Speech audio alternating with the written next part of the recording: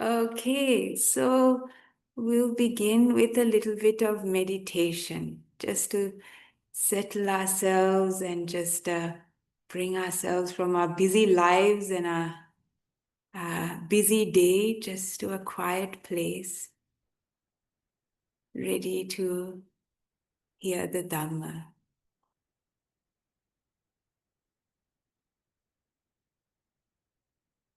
So just closing your eyes.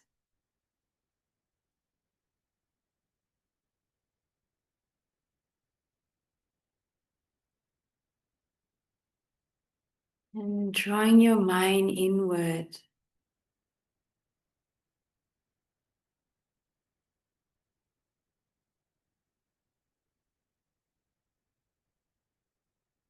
away from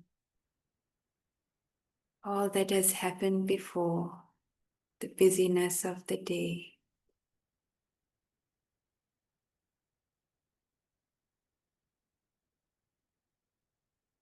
Giving yourself permission to put it aside for now.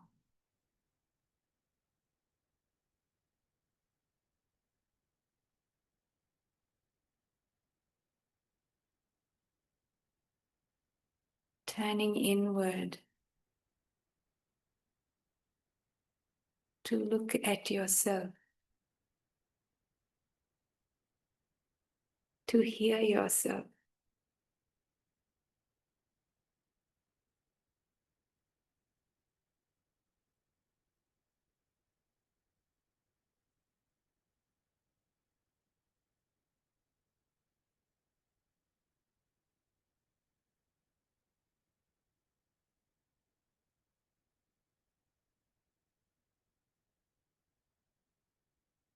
Allowing yourself to relax.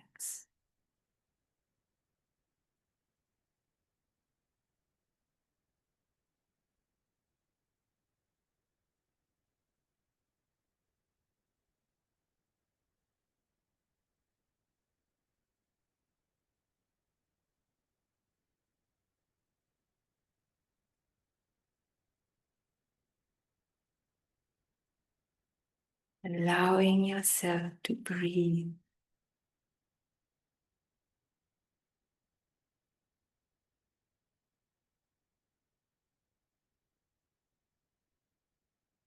Allowing yourself to feel.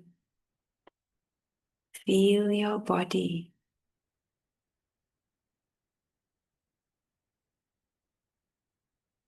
And hear yourself.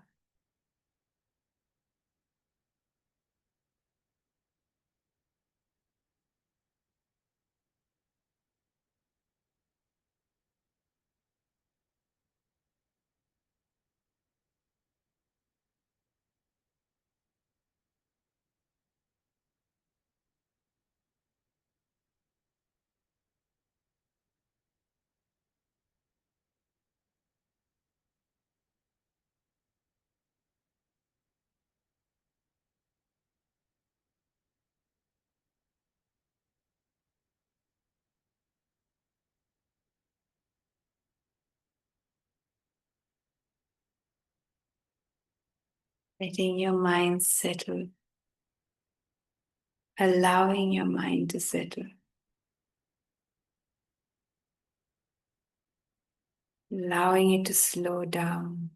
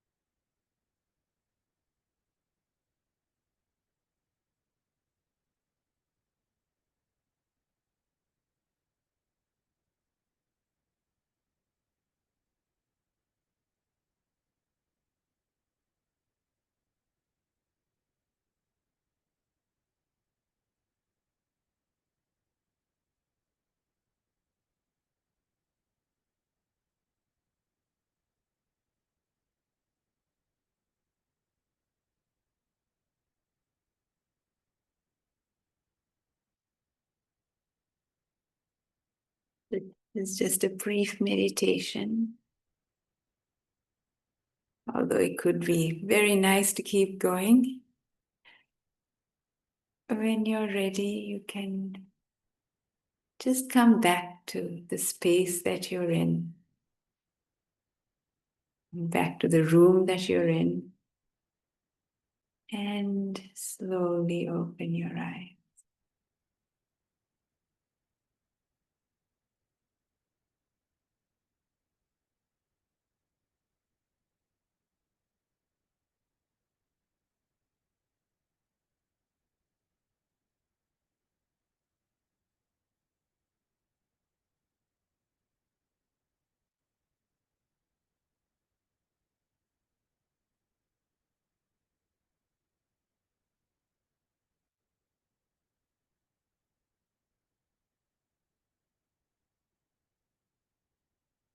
Okay,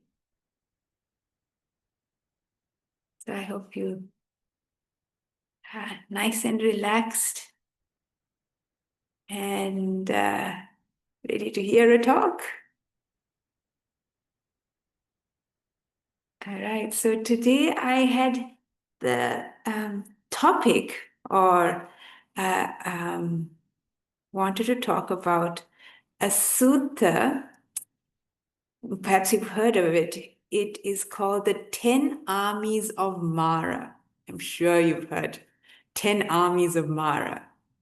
And I thought to talk about this because a couple of years ago, I read this absolutely hilarious article written by a monk in Canada, a monk named Ajahn Punyadhammo, who lives somewhere in some corner of Canada in Arrow River or something like that. And it was a little story he had written called Letters from Mara. Letters from Mara. And it was a spoof. It's written, he was copying the screw tape letters written by C.S. Lewis, and where the devil is writing to his nephew. So this is in the same format. It is Mara writing little notes, letters to his 10 squadrons. So it is, you can imagine Mara sitting on his throne, writing these, dictating to his armies how to run his, how to run his empire. So, so, well, to begin with, let's see. Who do you think Mara is? Do you think that Mara is a person? Do you think Mara exists? Anybody? Nobody? Or is Mara he's just a kind of personification of our defilements? What do you think? Does Mara exist? Within ourselves, yes. Within yourselves, yeah. That's what most of us think, right? It is true. Mara is also the Kilesa Mara, the Mara of our defilements. But the way the story goes, this story, but also, he is also a real being, supposedly also a real being, because, like uh, if he was just defilements, he, for example, comes to the Buddha after he is enlightened and says, look here, you don't need to teach. Just sit back and enjoy the bliss. Why bother? I mean, like the Buddha that wouldn't be a thought that came up into his mind after, aeons of training to be a Buddha. If it wasn't the voice of another person. And Mara is also, he comes to so many arahant bhikkhunis and saying, why are you sitting in the forest wasting your life, go out and enjoy yourself. Go and find a man. And that's an arahant, for a bhikkhuni, for example. And and Moggallana is meant to have been Mara in a previous life. So Mara is not just a figment of our imagination. He is meant to be a real being. And quite interestingly, uh, he he isn't what you expect Mara to be like. You expect Mara to be something like a Christian, the devil, right?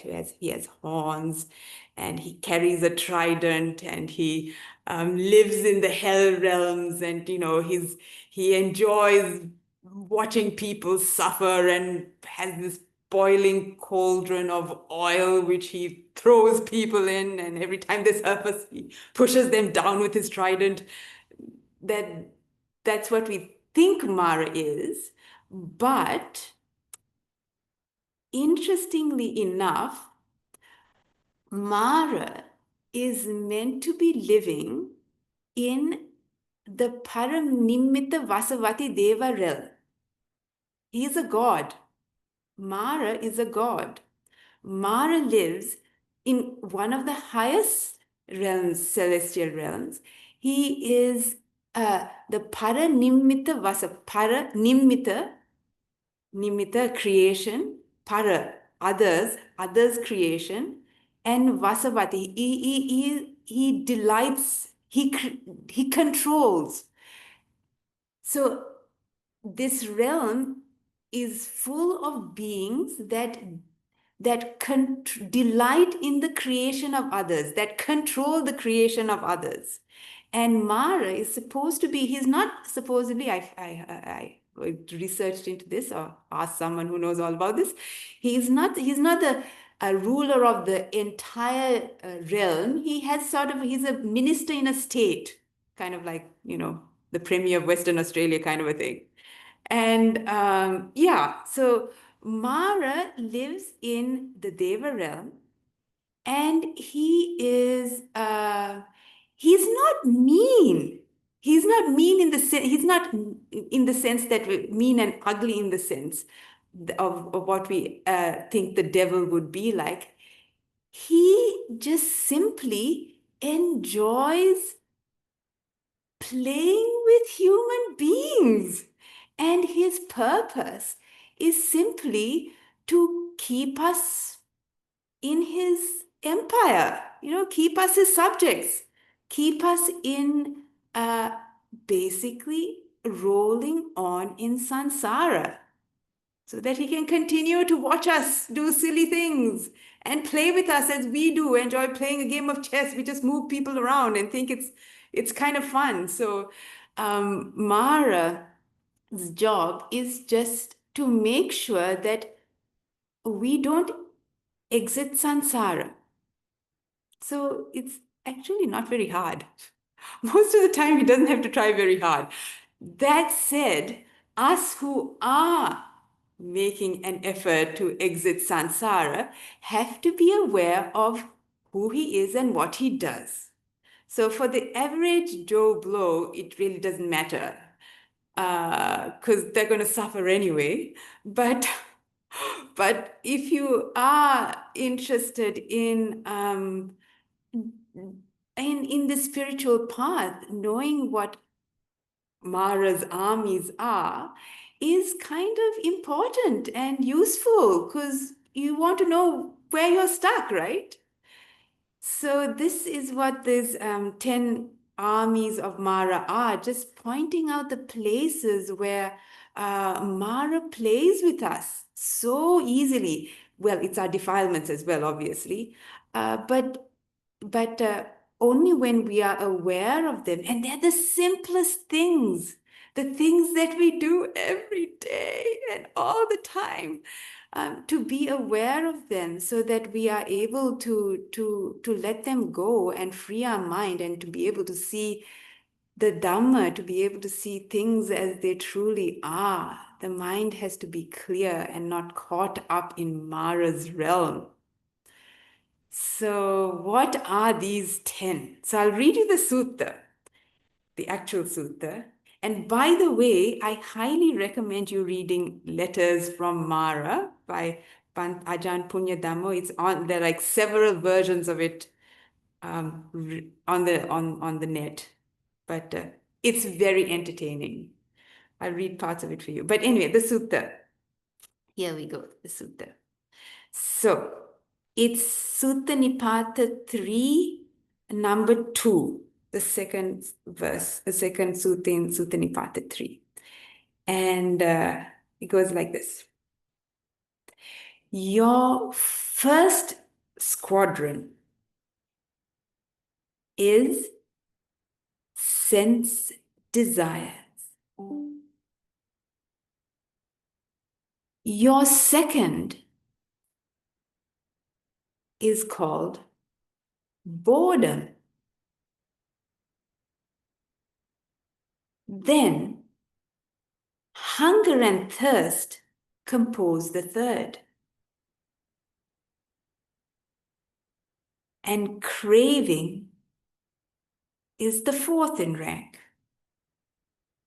So we had sense desires, boredom, hunger and thirst, and craving.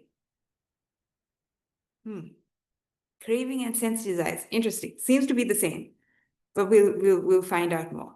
The fifth is sloth and accidity. Well, basically laziness. Sloth, and it's a nice word though. A-C-C-I-D-Y. Accidity. While cowardice lines up as sixth. Uncertainty is seventh. The eighth, malice paired with obstinacy. So the fifth is sloth and accidity, while then sixth is cowardice, seventh is uncertainty, and eighth, malice paired with obstinacy. Then gain, honor, and renown besides, and ill-won notoriety. That's the ninth. Self-praise and denigrating others. These are your squadrons, Namuchi. These are the black ones fighting squadrons. None but the brave will conquer them to gain bliss by the victory. Right. So we had sense desires, boredom, hunger and thirst, craving, sloth and accidity, cowardice, fear, uncertainty or doubt, malice paired with obstinacy, gain, honor and renown, and ill-won notoriety, and finally, self-praise and denigrating others. These are your squadrons, Namuchi. So, right, so I don't know if we'll go through all 10 because they're all very juicy, but we'll see how far we go in like another 35 minutes or whatever it is. But okay, so, but you know, all of them are things that are very familiar to us, starting with sense desires. Sense desires. Sense desires is a whole, is actually Mara's realm, from the Deva, all these Deva realms, all the way down to us humans, all the way down to to hell itself, we all will live in the Kama Loka, and this is where Mara lives, where Mara plays. And we don't actually know any better, isn't it? I mean, our whole planet just thrives on sense pleasures. You just step out step out of your mobile phone. You don't even have to step out. You have your mobile phone. You have sense pleasures at your fingertips 24/7. And the world delights in it. Uh, but the thing is, it's not really a problem. Is it a problem? Is it a problem to have sense pleasures? Is it a problem? I mean, we all enjoy it, right? Is there a problem with it? Most people think not. Most people think not. But I mean, think about it. How many times have you fallen for the same trick? How many times have you thought, if I find that perfect cabinet for the corner of my room, the room will be just perfectly set off after that. But it's not a cabinet. The cabinet needs a little vase on top of it. And then it gets dusty and it needs cleaning. Or, everything we do, we think, I'll live happily ever after if I move into the right house in Sydney with a view over the ocean and 4 bedrooms with attached toilets. That's just the perfect house.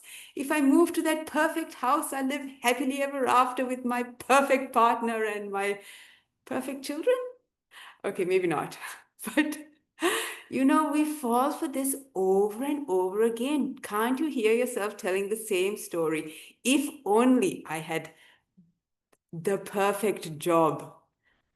I'll just get rid of this job. I'll get rid of this partner. I will live happily ever after. And so we spend our lives and we spend samsara chasing this, pot of gold at the end of a rainbow. And we exhaust ourselves. When I actually step out of the monastery, people are, I'm sorry, but exhausted. Or people who come to the monastery, people are exhausted from morning until night, so busy taking their kids to piano classes, rugby classes, French classes, I don't know what, going for swimming, going for people and going to work, cooking, cleaning, going to the movies, going on holiday. Actually, nobody really looks happy. And yet we fall for it, going for another holiday or and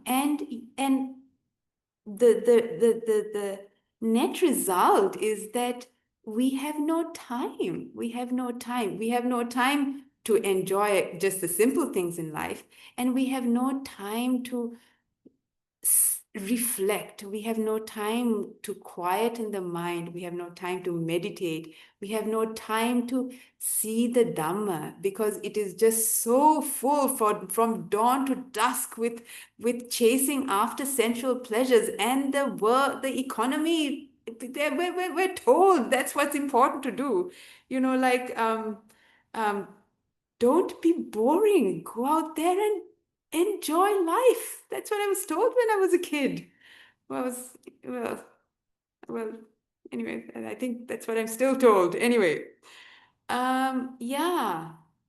So the problem with it is that often we follow these sense pleasures and they have consequences.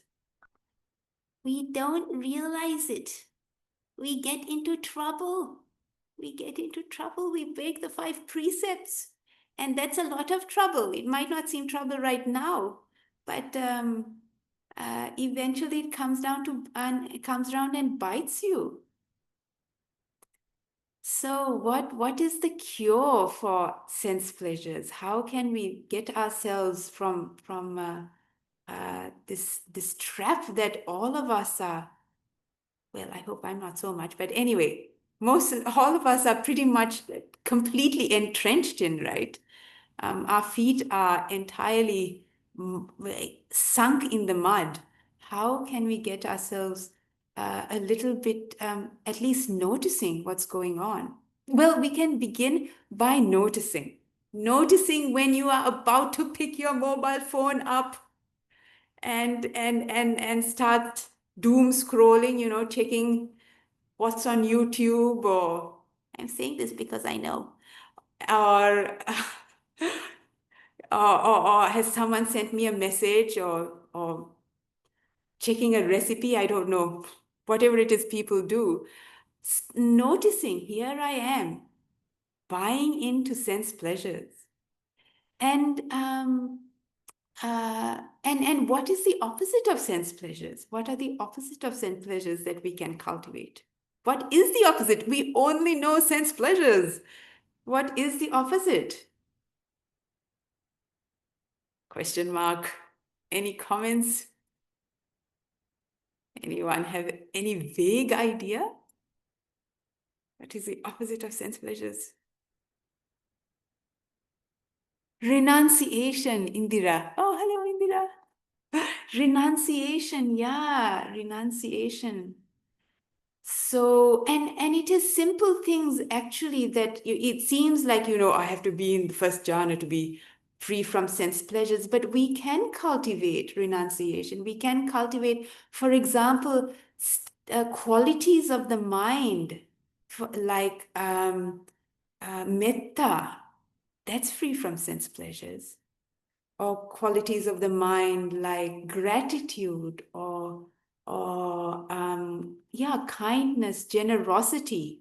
All of those things are out of the realm of sense pleasures. When you give, not looking for something for yourself, when you're kind to somebody, when you're grateful for what you have, all those things are not in the realm of sense pleasures. So they're things that we can do, things that we do. It's just that we don't think of it as, hey, I'm not in Mara's pause at that time. So the another one is like the other thing that we absolutely cannot let go of, and I was so enamored by, is our bodies, isn't it? We spend hours checking our hair, making sure it's not gray, making sure I'm not too wrinkly, uh,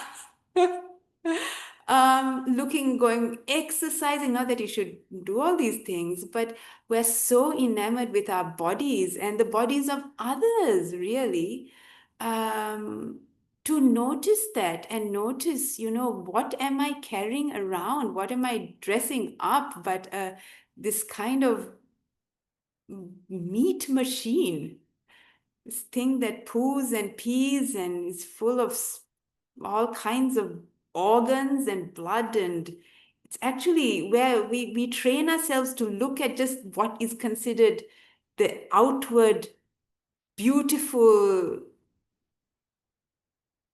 objects of the body, but forget about the rest of it.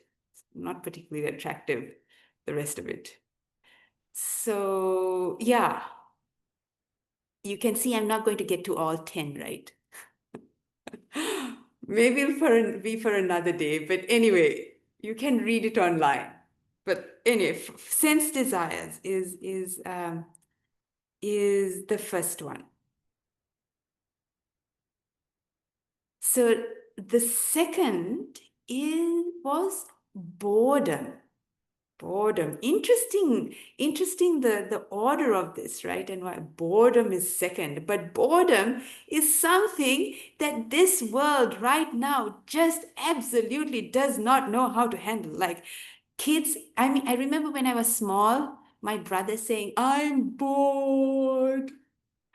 But I don't know. If anybody says I'm bored nowadays, because they've all got a mobile phone. 2 seconds into being bored, you pick up your phone and you start, I don't know, playing music. um, right. Oh my God, that's my phone saying Play music. Oh dear.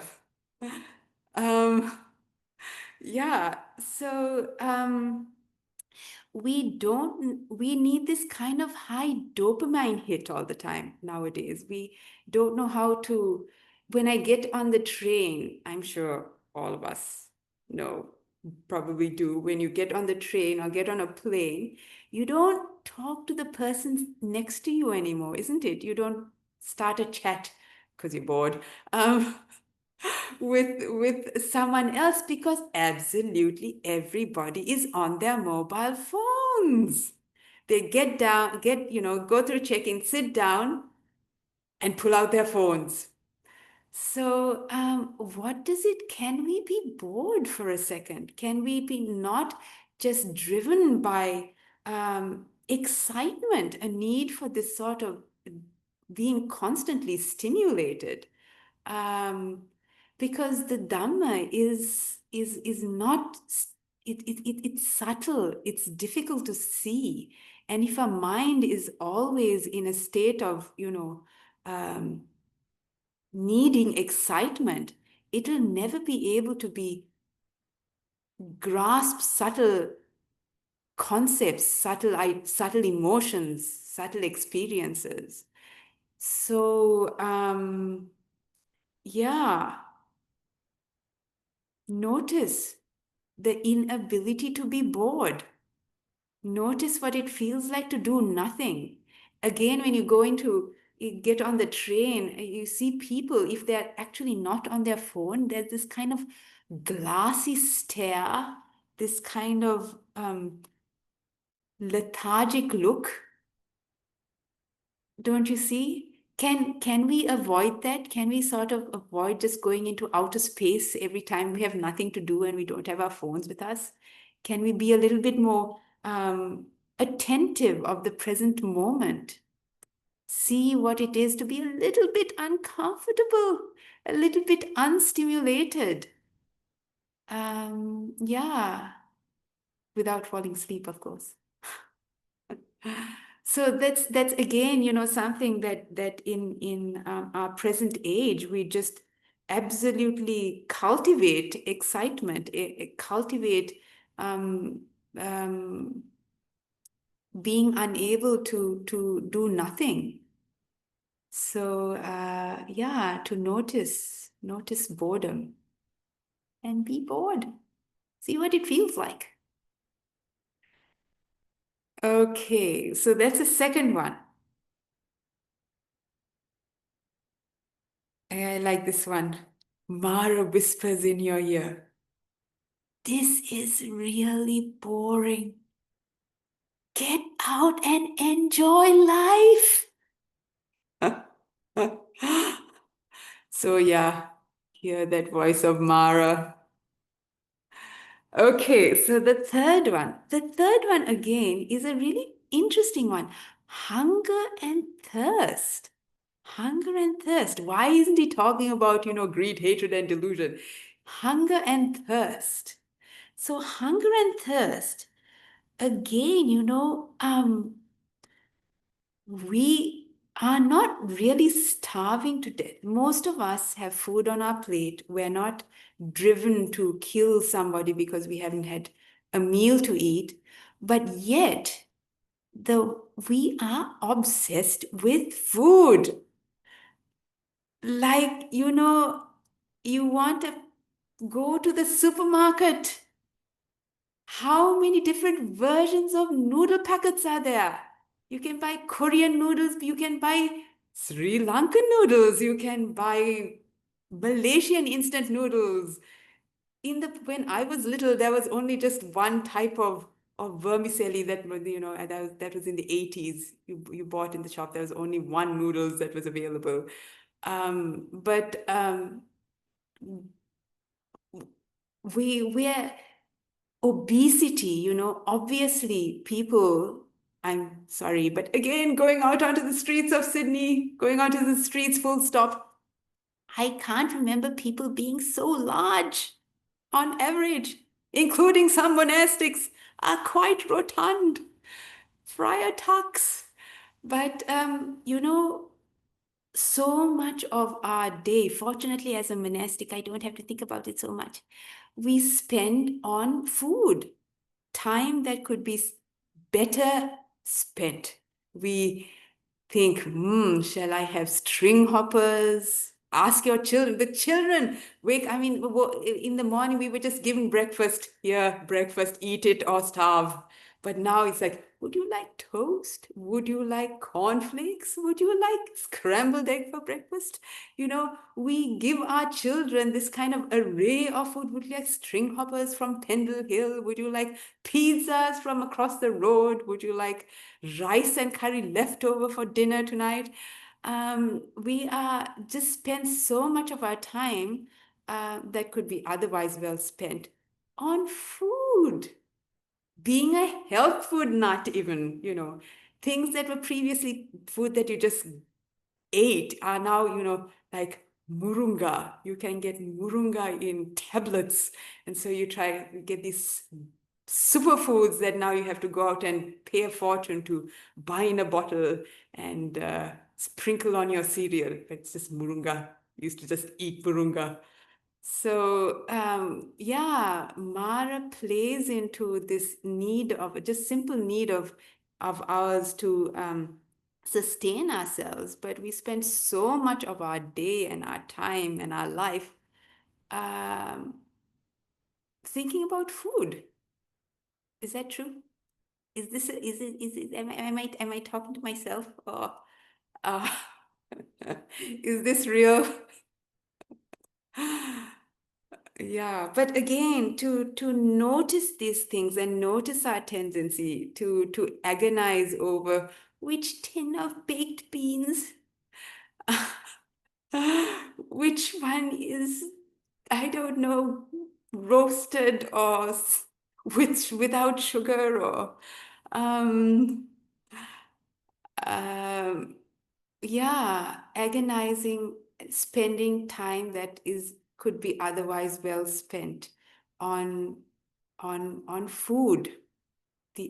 And Mark clearly, um, he has a ball. I mean, just like I said, the bazillion of options we have when we go to a supermarket of just one possibility of a tin. Yeah. So again, also being eating mindfully and being just contemplating as we eat. What is enough. Um, and what is my mind going through? Thinking of the next dinner, next meal. How am I eating? Am I being moderate? That's one of the part of the gradual training for us monastics. Moderation in eating, not having 25 different curries with your rice every day, like my parents do sometimes. They start with a minimum of 8. They counted. Anyway, my mother's here. Yeah. So, yes, the third one was hunger and thirst. So, first one was sense desires. Second one was boredom. Third one, hunger and thirst, all very relevant to our lives. This is not deep Dhamma. And the fourth is craving. Interesting, craving. But the first one was sense pleasure. So why is craving there? Why do you think craving is there? What is craving other than for sense pleasures? Any guesses?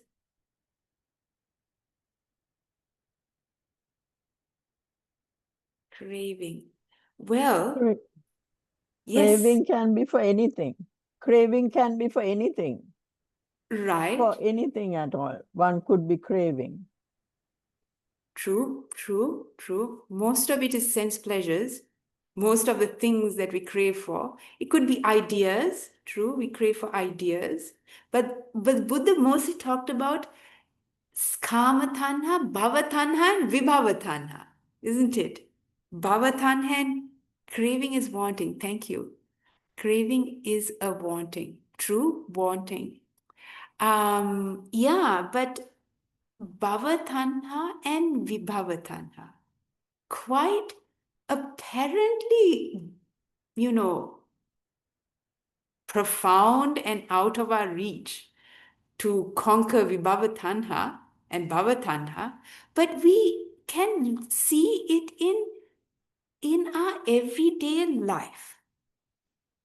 Something deep inside of us think we are going to live forever.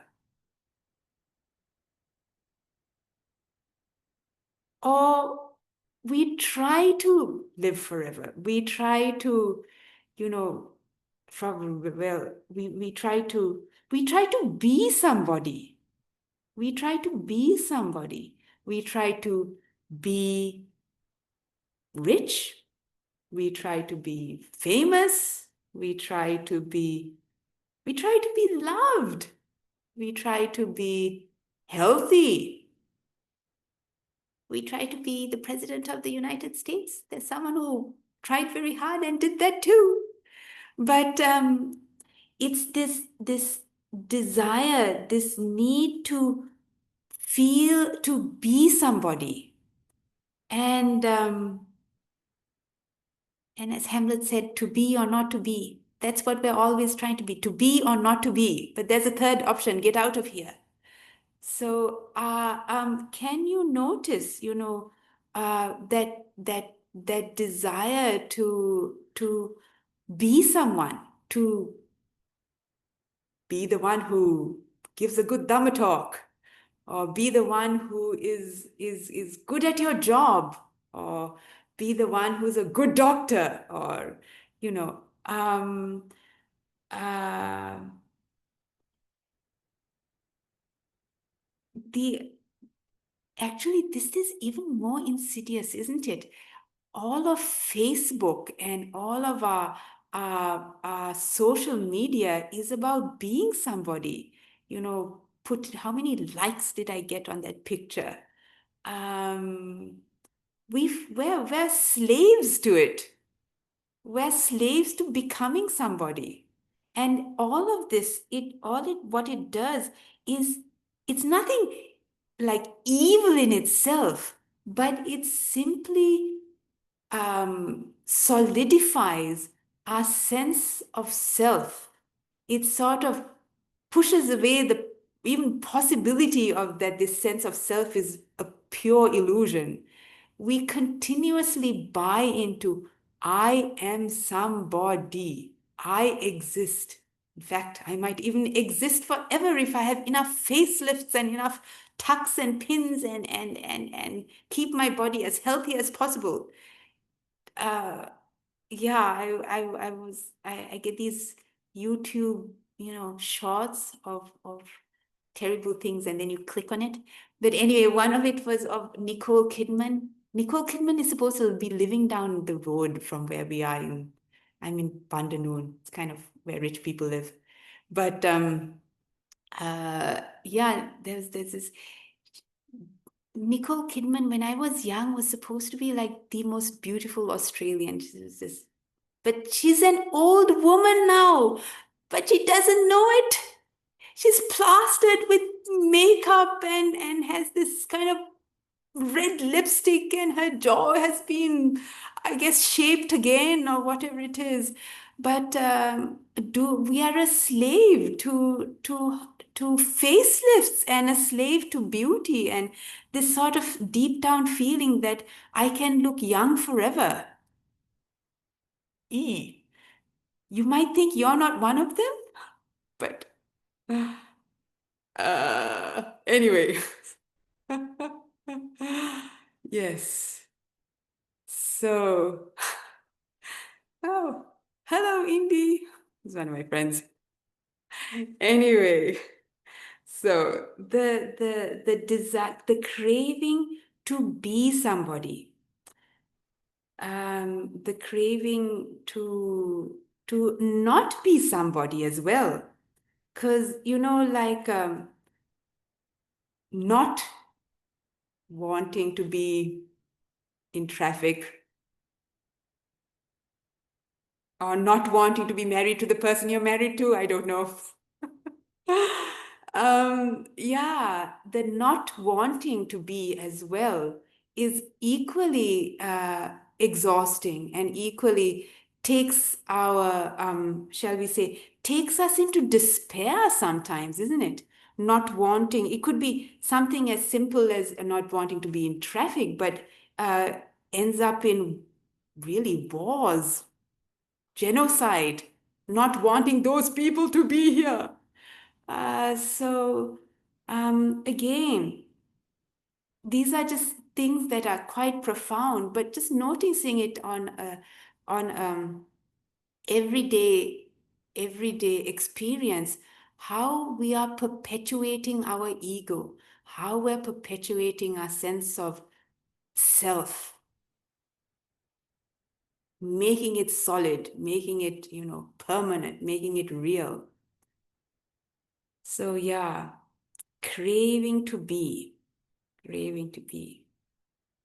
And what do you think is a way of sort of attenuating it? Attenuating our tendency to feel that I must exist. Well, I mean, the whole of the Dhamma is about that, but one could be aware of it, be aware of your mind, how it starts to concoct stories about me and mine, but also contemplating the opposite, contemplating death, contemplating impermanence, contemplating that all that we hold dear and pleasing, ourselves included, is not going to be the way it is forever. So bringing that into our consciousness and reminding ourselves, because it is so easy to forget that I am of the nature to age, to sicken, and to die. I am not beyond any of these things. And to remind ourselves consciously. So yeah, so where are we now? Oh my God, 10:52. Oh my goodness. Okay, so like I said, I don't think we're going to go through all 10, and I can keep going. It's quite entertaining, as you can see. They're all very relatable. But let me go down to some of the interesting ones. So okay, let's skip a few. After that was sloth and acidity. It's actually acidity is a pathological and spiritual torpor. Anyway, so we'll pass that one, and we'll pass cowardice, although that's also very interesting. Because okay, I'll just say a little bit. Cowardice is or fear is again something that keeps us bound in very like mundane ways, because to see the Dhamma, one has to get out of this box that we have put ourselves into, the box of the job. Don't leave the job, because what you're going to do if you quit this job, even though you hate this job? Downsizing, or the world actually encourages us to be fearful. You buy an insurance policy, insurance against death, insurance against sickness, insurance against losing your house, because we are afraid and we buy into it. And so many things we stop ourselves from doing out of fear. Quit your job and spend a year monastery hopping. I mean, how many parents tell your children that? Although my parents were very good, really. But yeah, we think prudence, responsibility. Why ask for trouble? Why throw away a good job? It's only 20 years to your pension. All these things that we do to keep ourselves in not looking outside, not allowing ourselves to be how do you say vulnerable, allowing ourselves to be uncomfortable, things not to work out, allowing these things into our minds and into our hearts. Things might not work out, and it's okay. Give it a try anyway. So yeah, see how we're caught up in fear, thinking that we're being prudent, but actually, yeah, what are we doing? So the next one is uncertainty, doubt. Again, we think that we're taught to be critical, right? In school, we're taught to think critically, and we think that it's really smart to ask, to not believe what my parents believed, what the Buddha said. You've got to experience it to know that it's real. So who knows if rebirth is real or not? And so we think that being skeptic or or being sort of critical is actually, it's very clever, and we're very chic to be questioning things all the time. But actually, having a little bit of faith in karma, for example. See, the thing is, if you don't have faith in certain things, it doesn't mean that it doesn't happen. Just because you don't have faith in rebirth doesn't mean rebirth doesn't happen. Just because you don't have faith in karma doesn't mean karma doesn't happen. So, yeah, not being guided by our overly clever minds, having a little bit of humility. And because nowadays there's just this, we are free. We are not told what to believe. We are free to choose religions. We're free to choose ideas. We're free to choose what YouTube, which president, whether the president is telling a lie or not. We can choose CNN. We can choose Al Jazeera's version of truth. We have just endless options of what is true or not as well. But yeah, not to necessarily buy into what sounds clever, what sounds critically intelligent, and just notice that tendency. Yes. Okay. So, doubt. We love confusion, and it keeps us wandering around samsara endlessly, isn't it?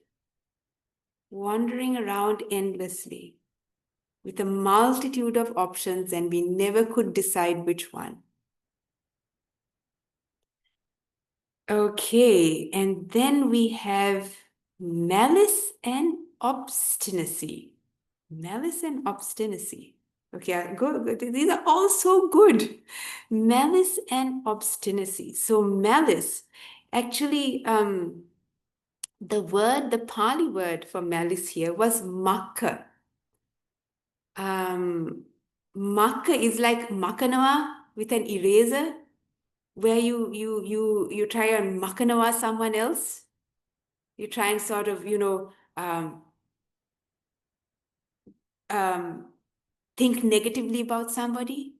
And again, we do this all the time. We kind of, someone said something that just wasn't very nice. And then we spend the rest of the day repeating it to ourselves, proliferating about it endlessly, building up a story about it, and then telling our friends about, what they said. All of this is just a lot of energy over just, sometimes not even a word.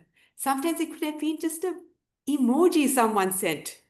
It doesn't have to be a lot. And we spend the whole day, in fact, sometimes a whole lifetime, remembering who did what to me. And again, this is all energy that is exhausted and could be far better spent. The day could be far better spent than thinking about why did they say that? How dare they say that? That is so wrong. Malice, and the next one was obstinacy, being obstinate. All really cool. I mean, a very interesting list. Obstinate. Being obstinate is basically you have invested so much in a grudge, for example, and I'm not going to let it go. I've spent so much time thinking that this is wrong, and even though even though I've been proved wrong, I'm not going to let it go. So it's like throwing good money after bad. So being obstinate. Good, huh? The Buddha came up with this list, not me. Yeah, so I think we're at 8. Yeah, we're at 8. So we're getting on there. So just to remind you, the first ones were, where were we? We had sense desires. Then we had boredom. Then we had hunger and thirst. And then craving. Sloth and torpor. Sloth and torpor. Then the fear and cowardice. Cowardice. Followed by doubt, uncertainty. And then the latest was contempt and obstinacy. Okay, so the last two, I can't believe it. Went through all these. So the last two are also very cool and interesting ones. Honor, renown, and notoriety. Honor, renown, and notoriety. So Danger. we need it's our ego needing a boost, a bit of ego inflation. The ego itself is illusory, but we love having it boosted, isn't it? Someone says, oh, you give great Dhamma talks, Venerable. Don't you feel bucked? Or you're such a good cook. That curry was just, I haven't tasted a curry like that. Or, or even it could be the opposite. It could be even the opposite. Even the opposite, we spend hours, How dare they say that about my son, for example? I'm sorry, but anyway. Yeah, we love our egos being boosted or not being boosted. And so much of energy goes into keeping it alive. In fact, like I said, Facebook, we live vicariously through our avatars, and how many have people seen my photos? Have people liked my posts? I don't know. Kids nowadays genuinely commit suicide. I can't believe it. Get depressed by what people think about them. Their I don't know, Facebook page or their whatever it is that people have. I'm glad I'm old. Yeah, so noticing how we buy into ego inflation and how intoxicating it is. How intoxicating it is, and how we seek it and avoid it at all costs. We avoid blame at all costs. Do anything, not for someone not to say, oh, that was a really bad job. Yeah. And so we remain trapped. We remain trapped. We put on a good front, and we lose track of reality. We lose track of who we really are. And we lose track of hearing our own voices, being honest to ourselves, being real, and ultimately seeing that this whole ego that we're trying to prop up, it's exhausting. It doesn't exist. The Buddha said it doesn't exist. So, yeah, but at the very least, being honest with ourselves and not being a slave to other people's opinions. Praise and blame blows us around and around in samsara. So, honor, renown, and ill-gotten fame.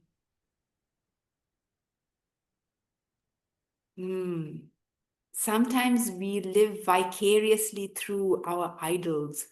Say someone you really, really, I know a famous person. I know so and so. You tell everybody about that. Guess who? Guess who my friend is?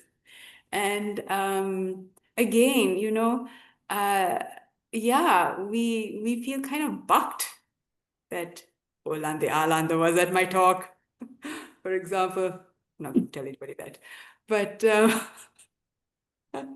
yeah, we're slaves. We're slaves to what other people think of us.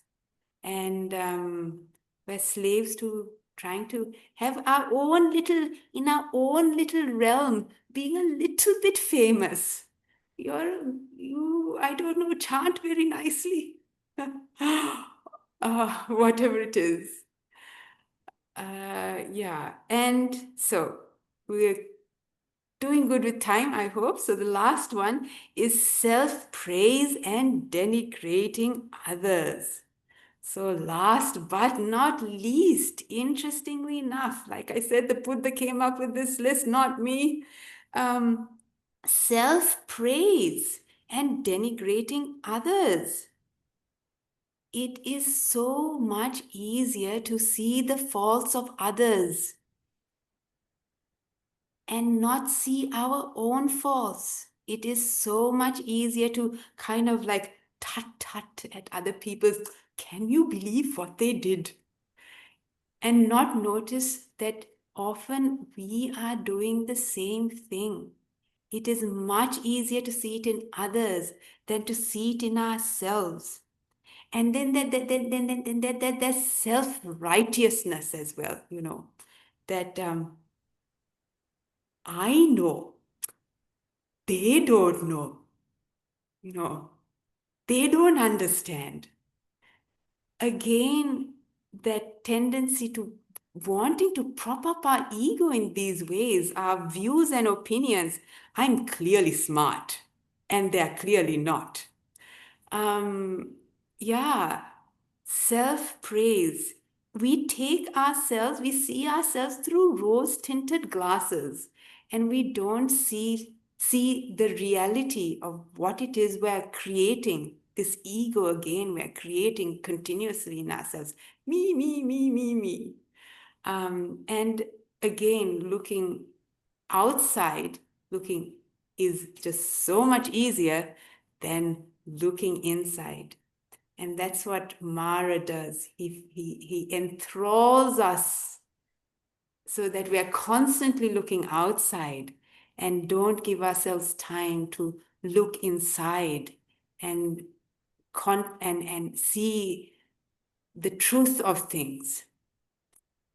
see yata bhutanyana dasana, things as they truly are. So, I can't believe it. I got through all 10. Those are the 10 armies of Mara, and they are both easy to notice, but also profound. These are the things that keep us trapped. These are the things we buy into all the time that keep us going on and on and on in Mara's realm. It's okay now, but sometimes we go up and sometimes we go down, and we sometimes suffer a great deal. So, yeah, I hope that was useful and entertaining as well, because I'm sure we can all see ourselves in all those 10. I certainly do, and I'm sure you certainly do as well. So I'll end there, and yeah, thank you, everyone. Thank you. I hope that was useful. Thank you very much. That was definitely very useful. Before I open the floor, and I think we'll start with asking Venerable Olande Ananda Mahatheru for a comment. If I may just say that this is really wonderfully presented and so real to life. But the hardest one out of this that I find, the real Mara for me, is boredom, where you have done all your work. It's not that you're lonely, you're just got time to sit and do nothing. When you sit and think, oh, shall I go and water the plants? You don't need to. Or shall I look, this morning, for example, I thought, shall I look for some good speakers for January 2026, which was a silly thing to do. It's so long time away. But instead of really doing what should be done, I'm shortly after a retreat, I'm thinking of looking for speakers. Now, so Mara drives you not to doing bad things, but just evolving in just the same mud, isn't it? Yeah, so easy to do. Thank you so much. It was so very well presented. We'll open the floor, but shall we start with Bhante Olande Ananda? Bhante, if you're there yet? I'm still here. Yeah, I'm sure. Bhante, would you like to make a comment about that lovely presentation? Yeah, about similar to your presentation, that it was a lovely presentation, and so much to do with daily life, and very lively, and yes, interesting. So thanks very much, Bhikkhuni.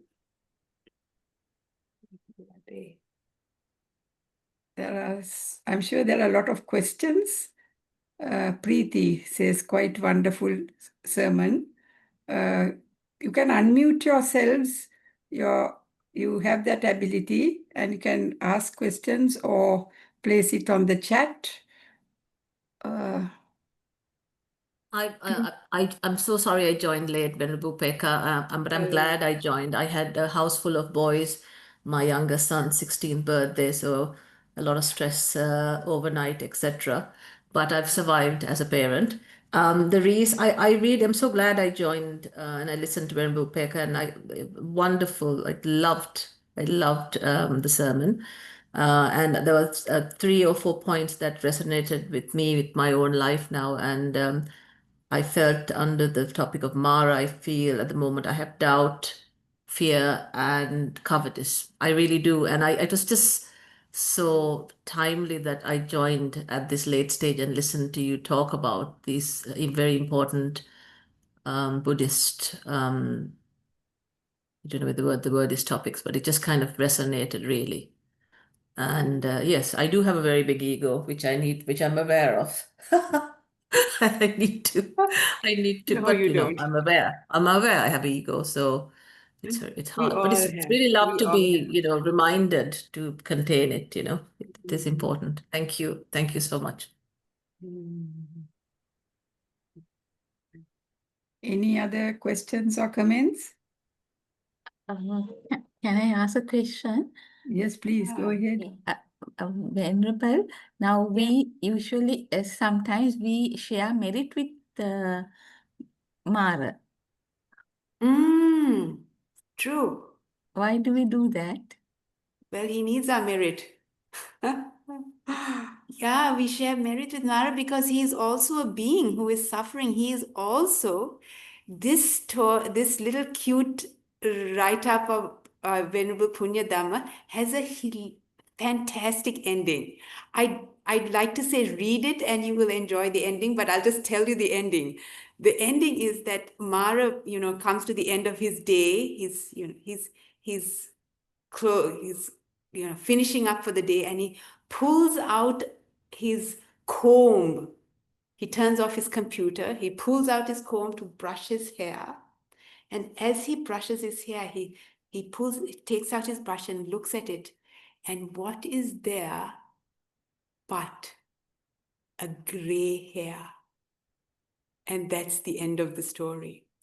So Mara himself is subject to death, to old age, sickness, and death. And so he also is in the realm, the same wheel that we are in. And so he is also in need of compassion. Yes, Venerable. And what sort of a person will be born as such a heavenly being? I don't know. Donald Trump?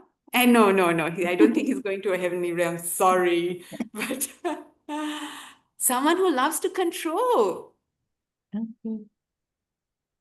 Someone who delights in controlling others. Ajahn Brahm calls him the Mara as the controller in chief. Not a bad guy. Yeah, otherwise he won't go to the heavenly realm. Yeah. In in fact, I don't think he is necessarily bad. He's just deluded. Yeah. Can I ask, I had the impression that Mara was someone who was encouraging people to do, Good. the good things Yeah. so Yeah. that they will go on, the kind Nice of new life. thing, going on, those who Yeah. do things for a better afterlife. So Right. that sort of pinkang, Right. So they're running all over and doing great things. So Right. Mara actually helps them to go on doing it. So they get fame, they get various things, the satisfaction. So actually they're doing good, but they are not Right. really ending samsara. Right. Yeah. But then again, at the end of the day, most of it is within us. But Mara gives abundantly to those who would like to stay on in samsara. Not doing bad. Just staying on in samsara. May I ask a question? Yes. Sure. Yeah, now when we defeat Mara, do we exit samsara? No. Do we get out of samsara Well, when we exit the sense realm. His sphere is the sense world. So when we defeat Mara, like the first jhana is where Mara can't find you. But that isn't exiting samsara. That's just exiting the sense world. So you get the Rupa jhana, Arupa jhanas, that's all out of Mara's realm. But it's not out of samsara. Okay, thank you. Thank you very much. Okay. I think it When was. is your next talk, Venerable Upekkha? My next talk. Yes, please. My next talk. Sermon, is there one scheduled Oh, for? well, I think I'm chatting to my cousins and my aunties on the something like I don't know, when was it? Um, When was it? It's 20, Auntie? Venerable, 23rd of November. It's a Sunday. 23rd of November. Yeah, it's a Sunday, and Sri Lankan time it is at 2 o'clock. There So you that, go. yeah. So if anyone wants to join, they are most welcome to join. The link will be with Ramani Akka. Right. Okay, thank you. Thank Thank you, Venerable. Okay. What about the three ma? Oh, I missed the chat. the question. Okay. Mara. Devaduta. But the three Mara, there's a question here. What Tanha about the three Arati Mara Raga. Devdutas? Ah, the three Mara's daughters. Yeah. Tanha, Rati, and Raga. I don't know. Maybe they're real too. Okay, I think we should finish off. Yeah. Yeah. Right. Thank Okay. you Thank you, ever so much. everybody. And we normally we have our minutes to be read. Do you mind waiting for 5 minutes with us? Yeah, sure. Yeah, Anoja, could you read the minutes, please? Because this is something unique that this society has of reading the minutes of the last week's Dhamma